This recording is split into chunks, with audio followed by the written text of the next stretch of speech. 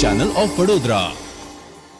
શહેરના ફતેગંજ વિસ્તારમાં વર્ષો જૂનું મકાન ધરાશાયી થઈ જવાનો બનાવ બન્યો છે। વડોદરા શહેરના વિવિધ વિસ્તારોમાં આવેલા વર્ષો જૂના અને જર્જરિત મકાનો ધરાશાયી થવાનો બનાવ રોજબરોજ બની રહ્યો છે।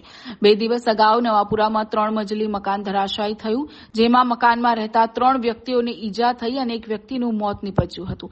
આ બનાવની શાહી સુકાઈ નથી તેવા સમયે આજે ફતેગંજ વિસ્તારના સરદાર બજારમાં આવેલ 60 વર્ષ જૂનું અને જર્જરિત મકાન એકાએક ધરાશાયી થયું હતું। જો કે આ મકાનમાં સદનસીબે કોઈ જાનહાનિ થવા પામી ન હતી, પરંતુ મકાન માલિકના જણાવ્યા પ્રમાણે તાજેતરમાં આવેલા વિશ્વામિત્રી પૂરના પાણી મકાનમાં ઘૂસી ગયા હતા, જેના કારણે મકાનના પાયા હચમચી ગયા હોવાના કારણે મકાન ધરાશાયી થવાની શક્યતા જણાવી રહ્યા છે।